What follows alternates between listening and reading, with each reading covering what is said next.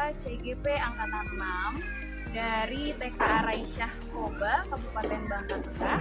Kali ini saya ditemani dengan seorang yang sangat luar biasa dan menginspirasi. Ini Abang Merayu. Beliau adalah kepala sekolah di tempat saya bekerja. Silakan memperkenalkan dirinya, Bunda. Namanya siapa? Asalnya dari mana? Terima kasih Bunda Lopa. Perkenalkan semuanya, saya Tia Lestari. Dalam hal ini diamanahkan sebagai kepala sekolah TK Raisa.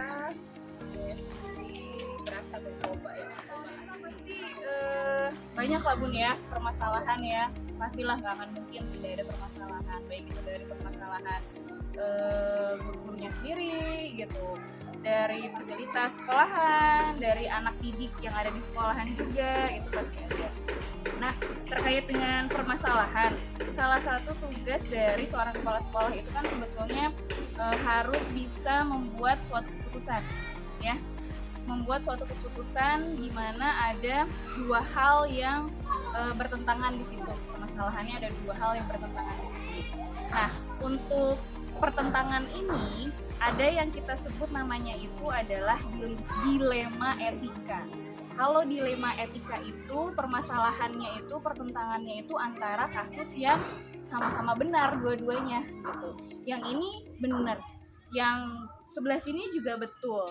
Jadi keputusannya mau seperti apa nih? Lalu yang kedua itu ada yang disebut dengan bujukan moral. Nah, kalau bujukan moral ini contoh permasalahannya itu yang satu itu benar, permasalahannya yang satunya itu salah. Kira-kira kena nggak nih bujukannya? Gitu. Apakah Bunda Tia sebagai kepala sekolah memilih untuk mengikuti hal yang benar atau memilih mengikuti hal yang salah? Nah, itu lebih ke permasalahan yang berkaitan dengan bujukan moral seperti itu, Bun. Kira-kira selama Bunda Tia menjadi pengelola kepala sekolah itu untuk kasus dilema etika dan bujukan moralnya pernah terjadi tidak? Iya, baik Bunda Lopa tentunya dalam sebuah amanah dan kepemimpinan ya, seperti yang Bunda Lopa sampaikan, tentunya terdapat berbagai pengalaman yang saya alami ya sebagai kepala sekolah. Salah satu yang Bunda Lopa sampaikan, kalau contoh secara real itu sebenarnya karena kita adalah yayasan swasta ya, lembaga swasta di mana untuk operasional kita itu bisa dibilang yang utama itu adalah dari SPP ya, dari kontribusi siswa. Kita sekolah swasta ya. Kontribusi siswa. Jadi operasional kita baik dari untuk pengembangan sarana prasarana, peningkatan kompetensi guru, untuk gaji guru seperti itu, semua disupport. Yang utamanya adalah dari SPP ya.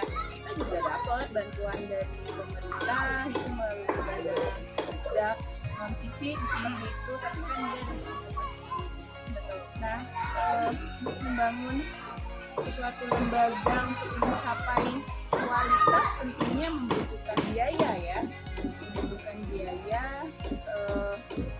Apa sih orang bilang nggak ada uang tuh kayaknya nggak hidup gitu ya. Ternyata di dalam kelembagaan juga seperti itu gitu. Semua butuh biaya. Nah, biasanya untuk awal tahun ajaran baru kita itu selalu mempersiapkan untuk penerimaan siswa baru itu, karena kita di bawah naungan yayasan. Tentunya saya sebagai seorang kepala sekolah itu tidak bisa mengambil keputusan sendiri. Semua itu tentunya harus kita diskusikan, kita bicarakan bersama-sama dengan yayasan. Dalam hal ini kita di bawah naungan yayasan Raisyah Alam Center. Nah, pada kasus yang Bunda Lopa sampaikan, hal yang Bunda Tia alami itu salah satunya kalau kita berkenaan dengan biaya SPP, tentunya masalah pembiayaan sekolah anak ya. Tentunya dari awal berdiri sampai dengan sekarang itu pastinya pembiayaan itu akan berbeda ya, karena harga-harga kebutuhan Berbeda tiap tahun. Iya. Bukan turun naik Iya. gitu kan. Makanya pada awal rapat persiapan penerimaan siswa baru sebelum tahun ajaran dimulai, itu salah satu agenda yang kita rapatkan adalah mengenai pembiayaan SPP siswa. Nah, itu dirapatkan bersama yayasan berarti ya? Tentunya, karena kan saya tidak bisa mengambil keputusan sendiri, karena kan lembaga ini di bawah naungan yayasan kan. Nah, jika saya amati, setiap tahun itu pasti ada kenaikan terhadap biaya pendidikan ya. Sebenarnya tidak hanya di kita, mungkin di semua lembaga itu sama. Hanya saja yang menjadi dilema untuk saat ini, jika pembiayaan itu naik, maka salah satu yang hasil dari yang dikaji itu adalah beasiswa juga. Karena untuk kita di Koba, Bangka Tengah ataupun Bangka Belitung itu kan ekonomi andalan itu sebenarnya adalah emas ya. Nah kebetulan kalau kita di sini memang orang tua itu banyak berasal dari pegawai negeri sipil seperti itu. Rumahnya malah nggak terlalu ya, orang tua yang bekerja di TV itu kurang terlalu. Kalau yang sekolah Banyaknya PNS ya. Namun kalau untuk Dimas sendiri kan dia kan naik turun ya, kalau dia lagi Naik iya gitu, penghasilan akan aman meningkat, gitu. aman. Tapi memang sih sebenarnya sebuah tantangan juga dalam menentukan biaya pendidikan ini, karena selain memikirkan apa sih calon murid kita gitu kan, kita juga memikirkan ada di lembaga. Nggak mungkin sarana prasarana kita, alat bermain anak itu tidak kita perhatikan, tidak kita perbaiki, karena kan itu terkait keamanan anak gitu kan. Kemudian di kelas-kelas untuk ruang kelasnya tidak mungkin kenyamanan tidak kita pikirkan kan, karena kita mengingat sangat pentingnya usia dini kan, dibilang golden age ya, makanya harus dilayani dengan semaksimal mungkin baik dari sarana prasarana maupun proses pembelajarannya, dan itu kembali lagi butuh biaya. Nah tantangan yang di sini yang berat itu dan selalu saya menjadi tantangan bagi saya oleh ketua yayasan itu mengenai harga ya, karena dilema sekali. Mungkin orang tua murid yang paut akhirnya juga merasakan seperti itu, tapi semua itu tidak, maksudnya tidak serta-merta kita mencari keuntungan seperti itu, tapi kita lebih kepada bagaimana kita melayani dan bagaimana peserta didik kita, karena pentingnya golden age tadi, supaya mereka bisa main dengan nyaman, mengikuti gitu ya, proses pembelajaran dengan nyaman. Kemudian guru-gurunya juga secara apa ya, haknya misalnya tadi kayak gaji itu juga terpenuhi, meskipun ya tidak terlalu UMR seperti itu kan, karena kemampuan yang terbatas. Nah ketika kita merapatkan dalam persiapan tahun ajaran baru itu, kayaknya SPP yang tahun kemarin itu sudah tidak bisa lagi gitu. Nah itu saya yang menjadi sebuah kegalauan seperti itu. Kalau orang bilang, wah Raisa mahal ya, nah namanya kalau kita beli baju itu kan ada harga, ada barangnya, ada kualitasnya kan, kayak gitu. Dan kita di Raisa juga berusaha seperti itu gitu, nggak mungkin serta-merta kita membudgetkan SPP-nya sekian terus yang diterima orang tua kita sama itu saja dengan yang lain gitu. Kita berusaha seperti itu karena pengen memberikan yang terbaik. Nah ketika dirapatkan ketika misalnya disebutkan setelah kita kaji, oh yang SPP kemarin itu sudah bisa lagi untuk meminikan operasional di tahun ajaran baru. Itulah hal yang sebenarnya menjadi kegalauan. Tapi alhamdulillah sih sebenarnya apa yang dikaji oleh pihak yayasan itu juga benar seperti itu gitu. Misalnya kayak sekarang pembelajaran kita menggunakan multimedia, terus dengan pesatnya perkembangan ilmu, keilmuan ataupun informasi, kita butuh internet ya, kita harus menggunakan wifi. Dari yang wifi kita hanya kapasitas berapa, sekarang kita itu udah pemakaiannya udah kayak kantor apa gitu ya, karena udah berapa kali naik speednya ditambah lagi kuotanya seperti itu. Dan itu biaya juga ya, karena kita pengen, maksudnya kita meskipun berada di Koba di kabupaten, tapi kita juga bisa sama pembelajarannya kayak yang ada di kota Oke. Untuk itu kan berarti pertimbangan dari pihak yayasan ya. Dan ya tentunya harga SPP sekarang tidak bisa lagi deh dengan harga yang tahun kemarin, dengan pertimbangan itu tadi yang segala bahan naik, kemudian juga fasilitas dan lain-lain juga kita juga pelihara dan lain sebagainya. Jadi SPP yang kemarin itu tidak bisa seperti itu lagi gitu, ada kemungkinan naik menurut pihak yayasan seperti itu dilemanya. Lalu dilema yang dari pendirinya sendiri untuk tidak menaikkannya itu melihat apa gitu? Ya itu melihat dari tentunya pasti finansial dari calon murid ya. Ya kalau nanti kita berbicara misalnya kalau yang pekerjaannya PI misalnya itu kan apa sih, kalau lagi ada banyak gitu ya, kalau enggak juga ya enggak di sini gitu kan. Nah, paling sasarannya itu yang orang tua yang punya penghasilan tetap dengan rata-rata seperti itu. Cuman tidak hanya itu, ternyata dengan perkembangan sekolah-sekolah yang berbasis IT juga itu menjadi suatu tantangan ya, karena menarik minat orang tua untuk mendaftarkan anaknya ke situ seperti itu. Dengan perbandingan harga, tentunya orang tua pasti membandingkan harga. Iya, ya. Salah satu bahan pertimbangan orang tua untuk memasukkan anaknya ke sekolah itu kan memang salah satunya dari harga SPP ya Bung ya. Kita pribadi juga gitu ya. Iya betul. Pengennya dapat yang bagus terus harganya murah. Kalau di toko sebelah kok ada yang sama gitu ya, tapi harganya lebih murah ternyata. Jadi pertimbangan udahlah ke sana aja. Nah, mungkin pertimbangan untuk tetap mempertahankan harga SPP yang lama itu ya salah satu pertimbangannya, penghasilan orang tua dan juga sekolah lain yang SPP-nya sama atau mungkin di bawah dari TKA Raisa gitu ya pertimbangannya. Nah, dari dua dilema ini ya Bun ya, akhirnya langkah-langkah apa yang Bunda Tia ambil sehingga ujung akhirnya itu adalah pengambilan keputusannya. Sebelum pengambilan keputusan itu, langkah-langkah apa dulu yang Bunda Tia ambil? Ya, sebelum mengambil keputusan, langkah-langkah yang diambil tentunya kita harus mengkaji dan menganalisis ya, secara sederhana tentunya. Baik buruk, kalau mempertahankan seperti apa? Ya. Kalau menaikkan seperti apa? Kalau mempertahankan, bisa-bisa misalnya porsi kita untuk memperbaiki sarana 100% dikurangi jadi 70%. Ya. Sementara keamanan anak-anak itu penting kan, seperti itu. Atau untuk pelatihan guru yang biasanya misalnya 1 tahun kita bisa mengirimkan 5 guru, kita harus mengurangi seperti itu. Atau bisa jadi untuk pendapatan gurunya nggak ada kenaikan. Itu kalau SPP-nya dipertahankan ya dengan nominal tersebut gitu.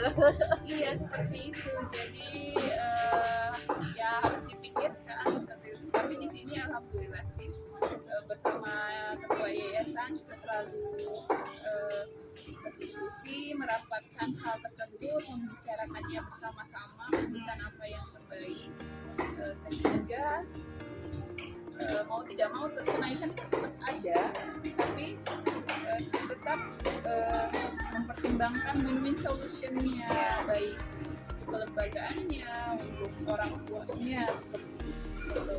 Yang pasti keputusan akhirnya itu kita berharap adalah keputusan yang paling tepat, keputusan yang win-win solution antara orang tua dan juga lembaga. Gitu ya Bun ya. Iya seperti itu harusnya, karena kan bagaimanapun kita butuh orang tua ya, mereka sebagai mereka sebagai pemain. Untuk sekarang jadi hasil akhir keputusannya adalah menaikkan atau menurunkan? Kalau untuk yang tahun ajaran 2022-2023 ini SPP itu tetap, tapi ada beberapa hal yang kita kurangi seperti kalau sebelumnya untuk snack anak kita Dapatnya full ya. Sekarang kita atur lagi sebagai bagus sekali. Jadi anak-anak mungkin harus tidak memberatkan orang tua sehingga untuk yang tidak dibagikan dari sekolah di rumah lumayan juga kegiatan di dari keputusan yang hanya tidak menaikkan dan juga tidak menurunkan tapi tetap harganya itu menurut Bunda Tia apakah keputusan itu sudah yang tertepat gitu? Ya, alhamdulillah karena semuanya itu baik kita dari lembaga sebagai penanggung jawab bagaimana pemerintah sekolah dan keputusan ini kita ambil bersama ya tentunya secara seperti yang saya bilang saya tidak berkebijakan kita di bawah ya insya Allah ini adalah keputusan yang tepat ya untuk saat ini. Saya tidak tahu kalau untuk depan karena kan keadaan harus berubah betul. Ini sebagai informasi adalah keputusan yang sudah diambil untuk tahun ajaran 2022-2023 ya teman-teman ya. Untuk tahun ajaran baru ini masih belum ya Bun ya, karena kita belum ada rapat kembali seperti itu ya. Belum jadwal tentunya kalau bagi lembaga swasta inilah salah satunya ya dilema yang terjadi dari seorang pemimpin. Kemudian ini Bun, untuk yang sudah-sudah gitu ya, biasanya menurut Bunda Tia nih faktor-faktor apa nih yang selama ini bisa mempermudah atau membantu Bunda Tia untuk pengambilan keputusan?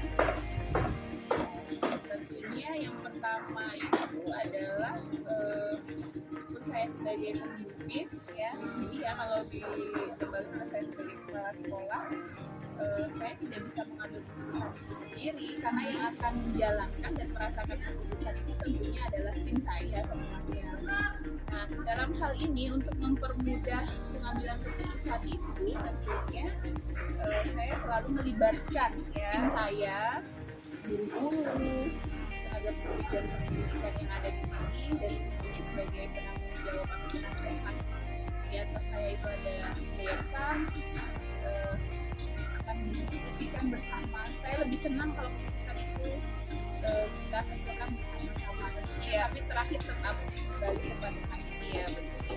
Karena kalau misalkan dibicarakan bersama-sama itu sebenarnya akan banyak akan lebih mudah untuk menentukan karena kan ada masukan dari kawan-kawan yang mungkin tidak terpikirkan oleh saya.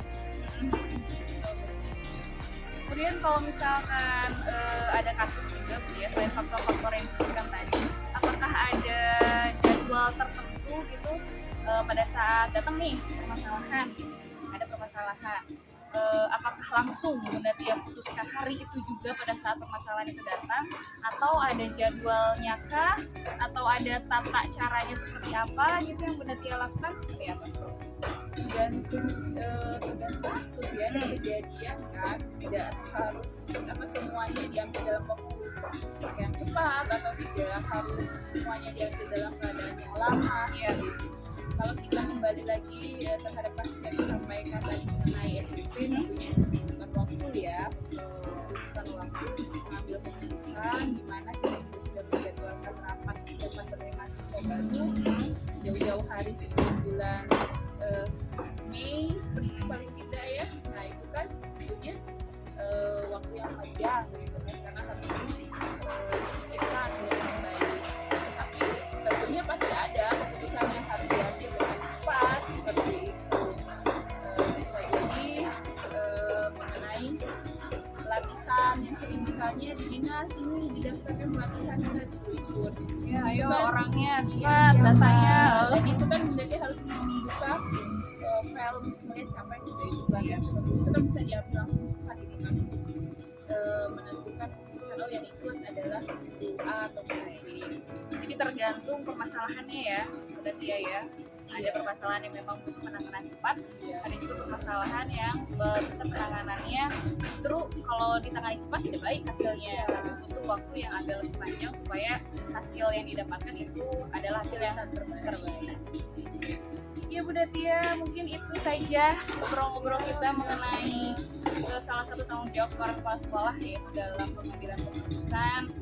Terima kasih sekali untuk waktunya. Kemudian semoga amanah yang kita dapatkan dan didapatkan sebagai seorang kepala sekolah itu bisa bisa terlaksana dengan baik, amanahnya juga berkah gitu ya. Amin. Sekolahannya juga makin maju. Amin ya Rabbal Dan Alamin. semoga timnya juga semakin Ya, solid amin, ya. amin, amin. Karena tidak bisa berdiri sendiri. Iya betul. Karena capek kalau semua harus dipikirkan Sendiri, ya. Karena kan kita sama-sama bertanggung jawab Setidaknya walaupun dengan tupoksinya masing-masing ya. setidaknya walaupun keputusan terakhir itu ada di pundak dia, tetapi prosesnya melewati dengan bantuan banyak orang maksudnya seperti itu. Ya, terima kasih ya. Ya, terima kasih ya Bunda Tia ya. Sama-sama Bunda Lova. Baik teman-teman CGP semuanya, Bunda Lova akhiri untuk wawancara perihal permasalahan tanggung jawab seorang kepala sekolah yaitu mengambil suatu keputusan. Saya akhiri. Ya, terima kasih sekali lagi. Wassalamualaikum warahmatullahi wabarakatuh. Waalaikumsalam warahmatullahi wabarakatuh.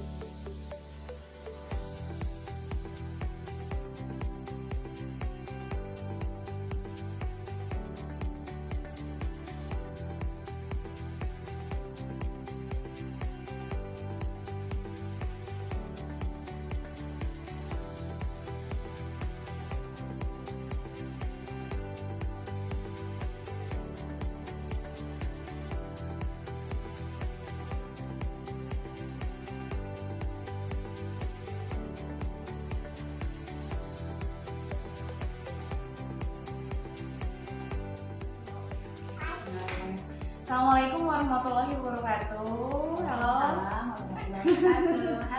Halo teman-teman CGP semua. Mohon izinnya memperkenalkan kembali nih. Saya Bunda Lova, Astrid Yanmarti Lova, CGP Angkatan 6 dari TK Raisya Koba, Bangka Tengah.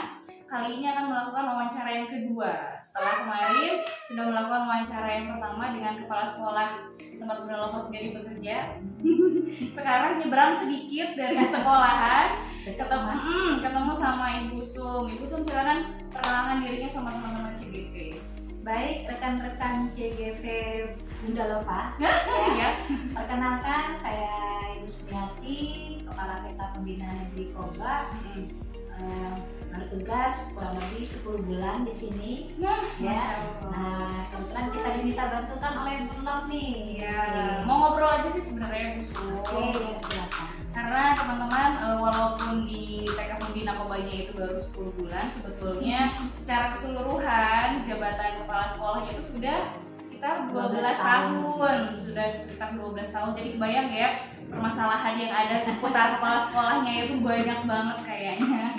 Jadi gini Bu, kita mau minta sharingnya nih dari Bu Sum perihal tentang salah satu tanggung jawab kepala sekolah, yaitu dalam hal pengambilan keputusan.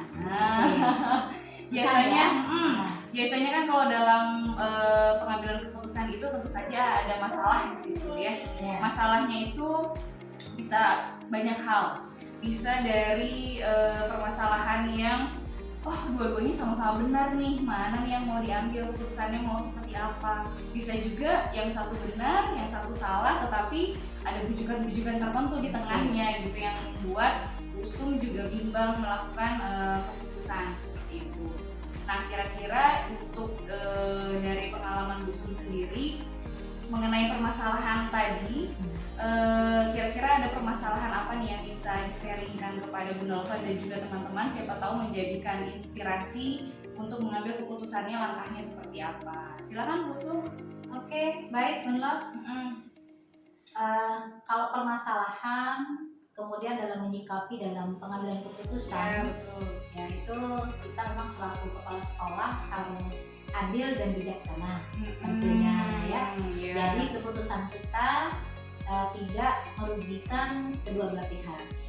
Karena seperti yang Bu Nova bilang tadi, itu di satu pihak itu benar, kemudian di pihak kedua juga benar. Nah, kita ada di tengah-tengahnya. Betul. Itu ya. Itu kan dilema ya. Dilema. Ini benar. Gimana ya kita ini ya?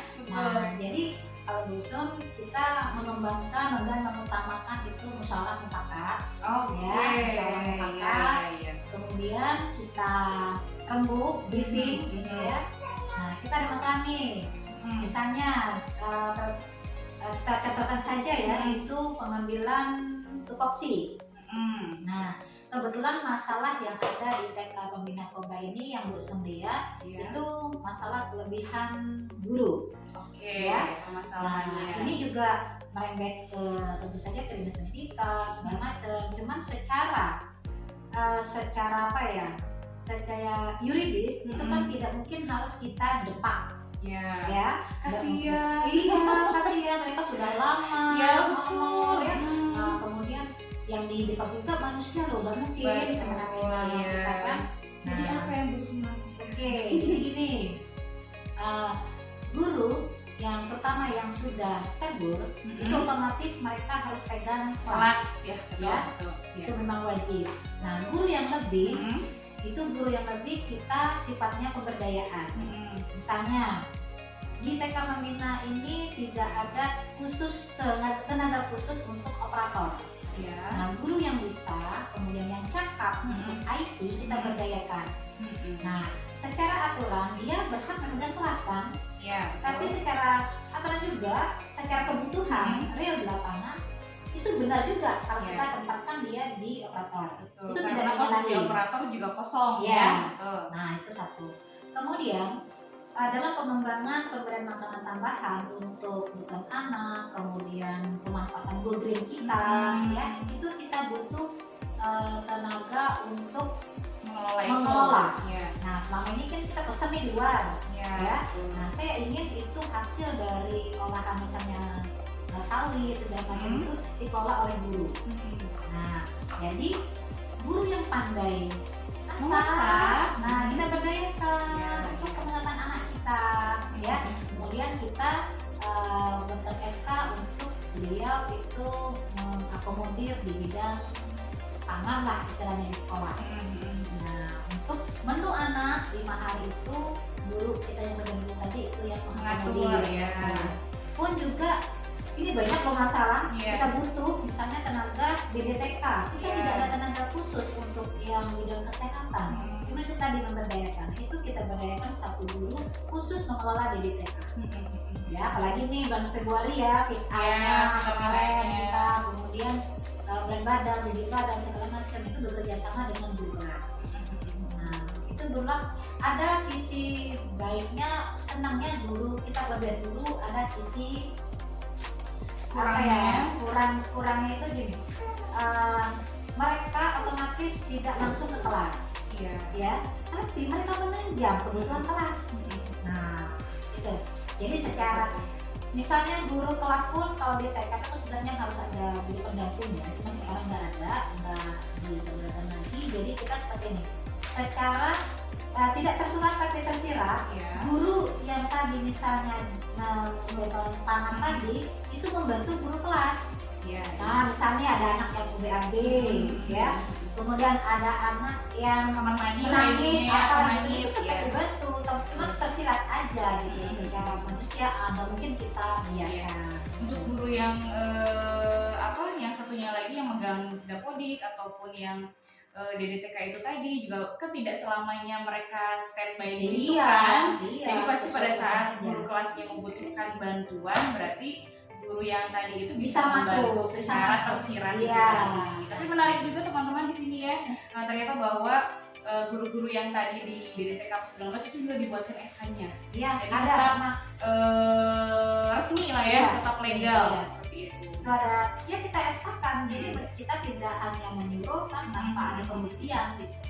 Oke, jadi Bunda Loko sudah tergambarkan sekali gitu ya permasalahan itu kelebihan guru, tapi kelebihan gurunya itu oh ya nggak mungkin lah kalau misalkan guru yang lebih itu tadi mau diberhentikan Iya. gitu kan, Benar. mengingat mereka juga punya keluarga dan Iya. sebagainya gitu. Jadi apa nih yang Mereka kan punya apa ya? Punya RUPTK. iya. Nah, itu kan salah satu itu nggak semua orang kan dapat RUPTK. Iya. Karena tahu mereka nanti ada rezekinya kan untuk P3K, Iya, pesantrennya betul. itu. Iya. Jadi kita tetap memikirkan kondisi itu. Betul, jangka panjangnya juga terpikirkan. Iya. Ya. Kemudian Kusum untuk secara apa ya, faktor-faktor nih ya, faktor-faktor yang biasanya mempermudah Kusum dalam mengambil keputusan itu apa saja? Yang mempermudah Iya. itu karena saya membiasakan musyawarah mufakat. Ya, apapun masalahnya, yuk kumpul. Nah, walaupun 10 menit, 15 menit, kita ada masalah nih. Tuh, yang baru-baru ini, yang penculikan. Iya. Nah, itu kan lagi booming tuh. Iya. Nah, gimana caranya? Langsung kita tindak lanjuti, Iya. ya tindak lanjuti dengan membuat SOP. Jadi, SOP kita, apa yang disampaikan oleh guru di kelas kepada seluruh warga sekolah itu sama. Jadi itu kita share di grup paguyuban. Bagaimana orang tua harus mengantisipasi ya penculikan ini, kemudian bagaimana guru juga di kelas. Jadi kita antara guru dengan orang tua itu satu suara sama di depan anak-anaknya. Pokoknya intinya berarti musyawarah apapun Iya. masalahnya dimusyawarahkan dengan guru. Iya. Jadi Kusum banyak menerima masukan gitu kan dari guru lain juga seperti itu ya. Kemudian masalah pengambilan keputusannya ini ya Bu ya, apakah setiap permasalahan itu Kusum memiliki semacam jadwalnya gitu yuk kita rapat atau apa, atau ada tata caranya seperti apa gitu untuk membahas satu permasalahan itu kayak gimana? Oke, kalau misalnya kalau bukan permasalahan ya, kebutuhan kita yang sudah umum, Ya. misalnya rapat tahunan, Ya. itu memang sudah Terjadwalkan. terjadwal, Oke. ya. Kemudian misalnya kita ada rapat sebelum kita pertemuan orang tua, kita rapat duluan di luar itu sudah terjadwal Ya. ya. Nah, yang boleh kita lakukan itu juga misalnya yang urgent. Nah, Ya, yang bagaimana yang urgent, urgent? Nah, langsung jadi kita misalnya tidak harus ketemu tetap muka seperti ini, kita manfaatkan WA group, Iya.